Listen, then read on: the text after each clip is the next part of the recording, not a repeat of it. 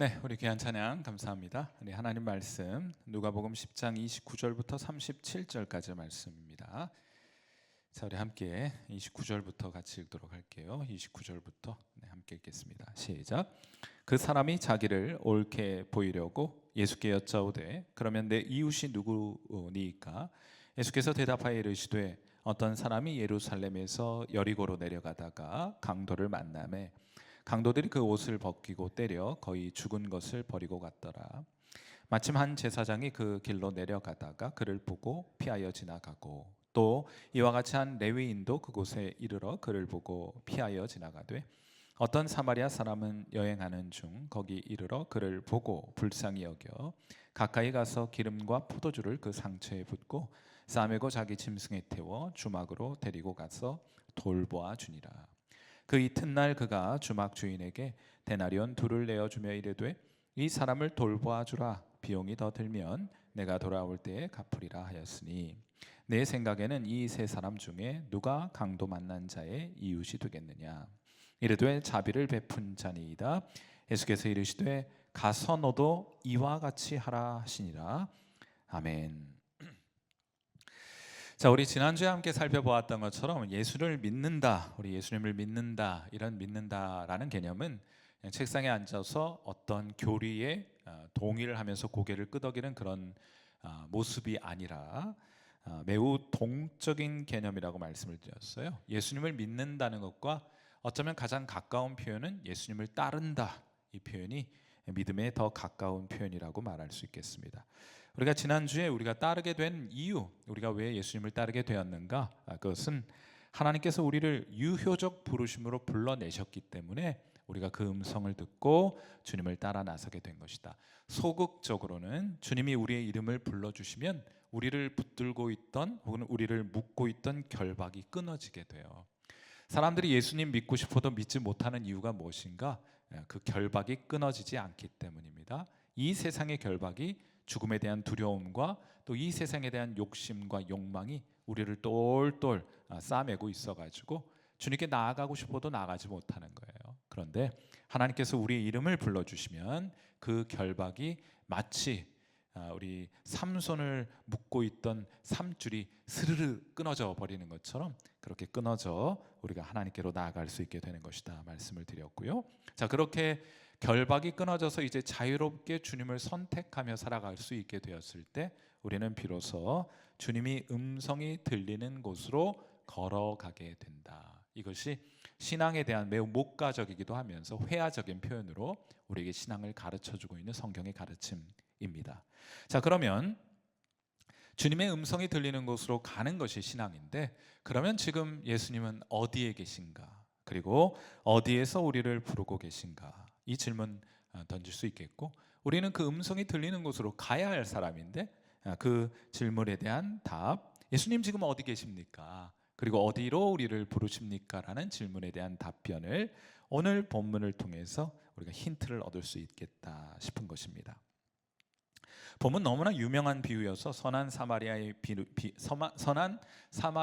비유로 여러분 잘 알고 계신 본문인데, 어느 날 율법 교사가 예수님을 찾아와서 이렇게 묻는 거예요. 누가복음 10장 25절. 이렇게 이제 선한 사마리아인의 비유가 등장하게 된 것은 이 질문과 함께 등장하게 된 것입니다.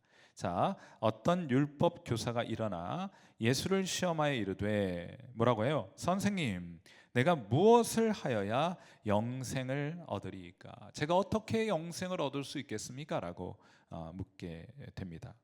사랑하는 성도 여러분, 오늘 유튜브 상에서도 많은 분들 계시고 여러분 계시고 또 현장에도 많은 분들 계신데, 우리가 반드시 던져야 될 질문입니다. 그리고 반드시 이 답을 알아야 될 질문이에요. 우리가 무엇을 하여야 영생을 얻을 수 있겠습니까?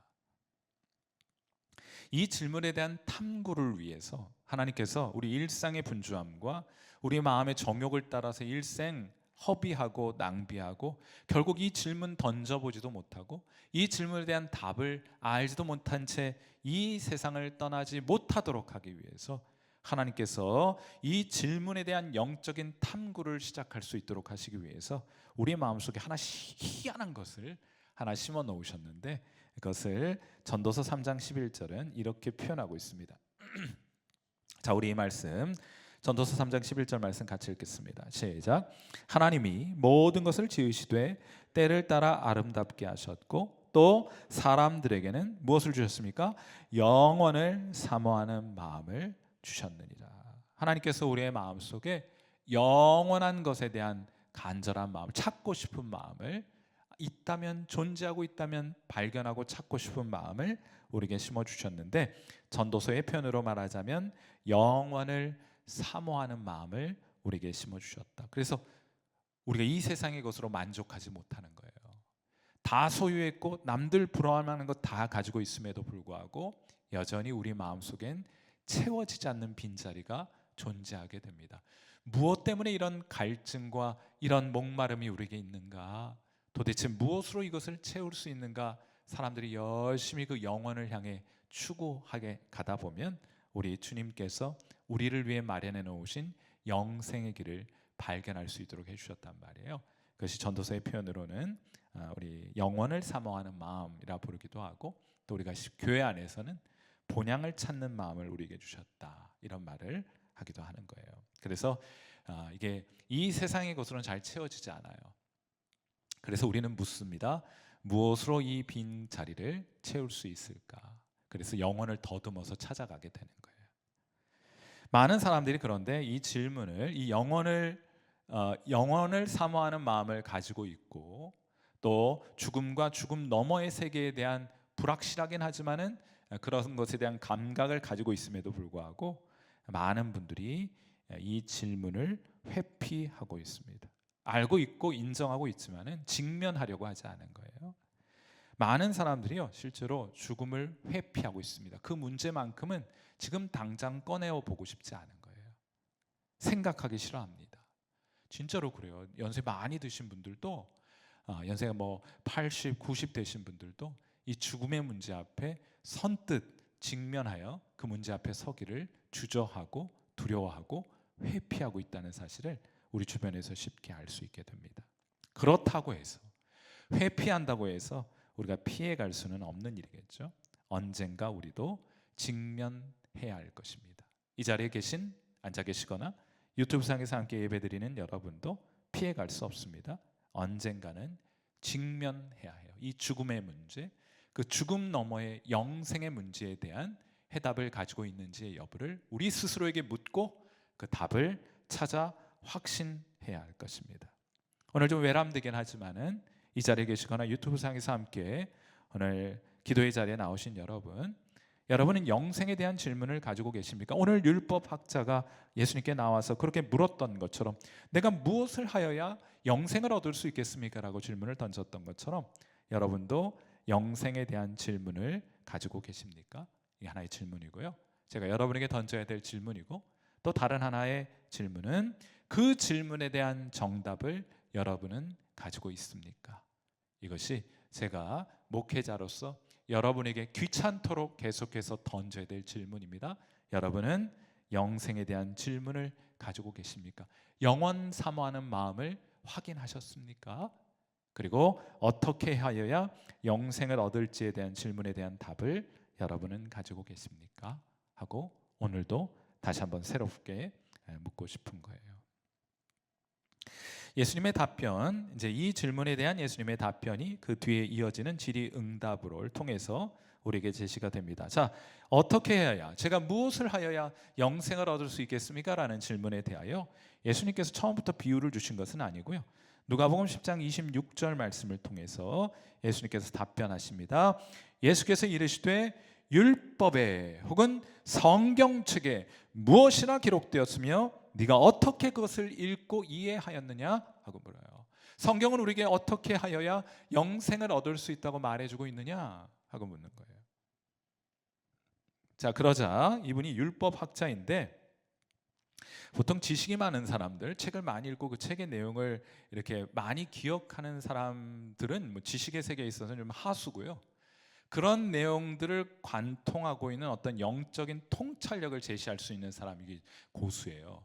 근데 오늘 본문에 등장하는 이 율법학자는 이제 구약 성경에 나와 있는 그 모든 내용들을 뭐 잘 알고 있었겠죠. 근데 그런 것들을 문자적으로 읊조리는 정도의 수준이 아니고 그 모든 것을 종합하고 요약해 가지고 한 문장으로 성경을 요약하여 제시할 수 있을 만큼 이 성경의 탁월한 학자였다는 것이 그 다음 답변을 통해 우리에게 드러나게 되는데, 누가복음 10장 27절, 성경엔 영생을 얻기 위하여 하나님이 무엇을 하라 말씀하셨느냐라는 질문에 대하여 우리 율법학자가 이렇게 답변합니다. 누가복음 10장 27절, 대답하여 이르되 내 마음을 다하며 목숨을 다하며 힘을 다하며 뜻을 다하여 주 너의 하나님을 사랑하고 또한 내 이웃을 내 자신같이 사랑하라 하였나이다. 우리 쉽게 하는 표현으로는 하나님 생명을 다해 사랑하고 생명을 다해 내 이웃을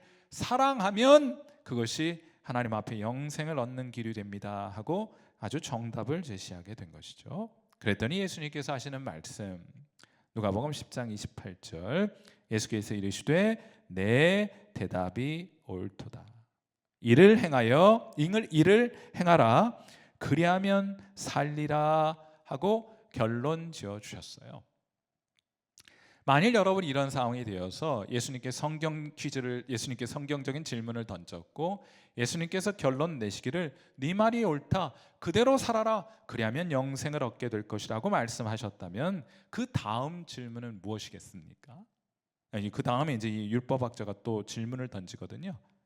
여러분이라면 무슨 답변을 혹은 질문을 하시겠습니까? 저 같으면 뭐라고 예수님께 질문을 다시 한번 던지게 되는가 하면, 던졌을까 하고 생각해 보게 되면 뭐라고, 어떤 질문인가 하면, 이를 행하라 그리하면 살리라, 이를 행하라 그리하면 영생을 얻게 되리라, 하나님을 사랑하고 내 이웃을 내 자신같이 사랑하라, 그러면 영생 얻게 될 것이라는 예수님의 결론 앞에 저는 이런 질문 던졌을 것 같아요. 예수님, 그 제가 머리로는 알고 있는데 저 그렇게 못해요.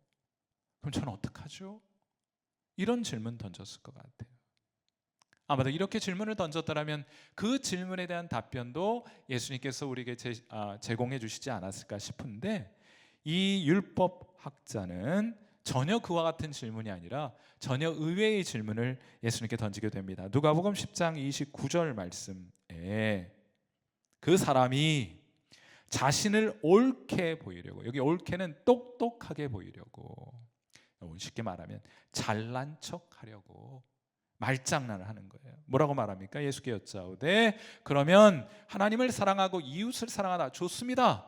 내 자신처럼 이웃을 사랑하는 건 좋은데 그러면 내 이웃이 누구입니까? 어디까지 내가 이웃을 사랑해야 합니까? 아마도 그는 머릿속에 생각하기를 우리 집 여기 있고 우리 옆집 이웃집, 그 오른쪽 왼편 집 이웃집, 그 다음 집 이웃집, 이렇게 하다 보면 온 세상 다 커버하게 될 텐데 그건 불가능한 일 아닙니까? 그럼 어디까지가 이웃이어서 그들을 내 자신과 같이 사랑해야 영생을 얻을 수 있습니까? 라는 현학적인 질문을 예수님께 던지고 있는 거예요. 꽤 잘난 사람이었던 것 같습니다. 자, 그래서 이 질문에 대해서 내 이웃이 누구입니까? 우리는 어디까지 사랑해야 하는 것입니까? 이 질문에 대해서 예수님께서 선한 사마리아인의 비유를 통해서 이 율법학자의 현학적인 질문에 대한 답을 예수님께서 제시해 주신 거예요. 결론은 무엇이냐? 그 내용은 잘 아시겠죠, 그렇죠? 강도 만난 한 유대인이 있었는데, 제사장도 그냥 지나가고 레위인도 그냥 지나갔는데, 이 유대인들에게 개처럼 취급받는, 이방인처럼 취급받는 한 사마리아인이 그를 돌보아주고 그를 여관에 갖다 묵게 하고 필요한 비용을 지불하고 부족하면 내가 다시 돌아올 때 그 비용을 지불하리라 하고 이 강도 만난 거반 죽게 된 이 사람을 돌보아 주었다라는 질문과 함께 네 생각에는 누가 이 강도 만난 자의 이웃이 되겠느냐? 율법학자가 그 정답도 잘 알죠. 선한 사마리아인이 그의 이웃입니다라는 답변을 하게 돼요. 자, 이 비유를 통해서 예수님께서 우리에게 가르쳐 주시고자 하는 내용이 무엇이냐? 누가 우리의 이웃입니까? 나는 107동 사니까 그 옆에 사는 108동에 사는 사람이 우리의 이웃입니까? 이웃은 그렇게 정해져 있지 않습니다. 그리고 이웃은 우리가 정하는 것이 아니에요. 이웃은 하나님께서 우리에게 보여주시는 사람, 우리의 도움을 필요로 하는 그 모든 사람이 우리의 이웃이 되는 것이다 하고 예수님 말씀하시는 거고요. 그리고 영생을 소유한 사람은 그들을 돕고 그들을 보살피는 일에 자신의 것을 아깝지 않게 들여가는 사람일 것이라 하고 예수님께서 말씀해 주고 계신 겁니다. 여러분, 사실 이런 비유를 듣게 되면 우리 마음이 참 무겁습니다. 왜냐하면 우리는 선한 사마리아인처럼 하지 않기 때문입니다. 그러한 방법으로 선한 사마리아인처럼 선을 행하고 이웃을 향하여 우리의 도움이 필요한 사람들에게 도움을 제공하는 것이 기준이 되어서 우리가 영생을 얻거나 못 얻는다고 한다면 그건 우리에게 사실 비극적인 일일 것이에요. 왜냐하면 우리는 선한 사마리아인처럼 하지 않기 때문입니다. 우리의 힘으로는 그렇게 하지 않습니다. 우리는 그런 능력도 없고 우리는 사실 그런 마음도 있지 않기 때문이에요. 자, 그런데 여기 이제 놀라운 비밀이 하나 등장하게 되는데요. 놀라운 비밀이 하나 등장하게 되는데 그게 뭔가 하면 우리는 이웃 무관심하기 쉽습니다. 외면하기 쉬워요. 우리는 그들을 도울 능력도 없고 그럴 마음도 없는데 놀라운 일이 우리 안에 하나 벌어지게 됩니다. 그게 뭔가 하면 여러분이 복음을 듣고 예수님을 믿으면 하나님께서 우리의 마음속에 성령을 보내어 주셔서 새로운 마음을 선물로 주시게 돼요. 이전에 없었던 새로운 마음이 우리 가운데 장착되게 됩니다. 그것이 빌립보서 2장 13절에 그래서 우리 안에 이루어지고 있는 일들에 관하여 사도 바울을 통해 하나님은 이렇게 말씀해 주고 계신 거예요. 빌립보서 2장 13절. 우리 같이 한번 읽어볼까요? 여러분 안에 이런 일들이 일어나게 되고 일어나고 있습니다. 같이 한번 읽습니다. 시작. 너희 안에서 행하시는 이는 하나님이시니 자기의 기쁘신 뜻을 위하여 너희에게 소원을 두고 행하게 하시나니. 여러분 안에 누가 계시다고요? 성령께서 여러분 안에 지금 행하고 계신데 그 여러분 안에 행하시는 성령 하나님께서 무엇을 지금 하고 계신가 하면 자기의 기쁘신 뜻을 위하여. 하나님이 기뻐하시는 뜻은 무엇입니까? 강도 만난 우리의 이웃을 돕는 그 일을 위하여 우리에게 먼저 무엇을 하세요? 우리에게 소원을 주시고 그렇게 하고 싶은 마음을 주시고 또한 그렇게 행할 수 있는 능력도 우리 안에 허락하여 주신다는 거예요. 예수님 믿기 전과 예수님 믿은 다음에 결정적인 차이가 있게 되는 것인데 그게 뭔가 하면 하나님이 우리와 함께하고 계시다는 거예요. 그래서 지금 우리가 하나님을 사랑하는 마음을 가지고 있는 겁니다. 놀랍지 않습니까? 우리가 하나님을 향한 사랑하는 마음을 가지고 있어요. 또 우리가 이웃을 우리의 형제와 자매를 어떻게든 돕고 섬기고 싶은 마음을 가지게 된 것입니다. 우리에게 그런 마음이 있잖아요. 그렇죠? 여러분, 영생을 가진 사람들에게 하나님께서 그리스도 안에서 허락하신 그 영생과 구원을 선물로 얻은 사람에게는 이 독특한 마음, 매우 특징적인 마음이 하나 생기게 되는데 그게 뭔가 하면 하나님 사랑하게 되는 거예요. 그리고 어떻게든 우리의 이웃을, 우리 형제와 자매들을, 우리 주변에 있는 연약한 우리의 교인들을, 성도들을 어떻게든 돕고 싶은 마음을 가지게 된 것이 하나님께서 우리에게 영생을 주신 증거가 되는 것입니다. 그래서 우리가 그런 마음을 가지고 지금도 이렇게 살아가고 있잖아요.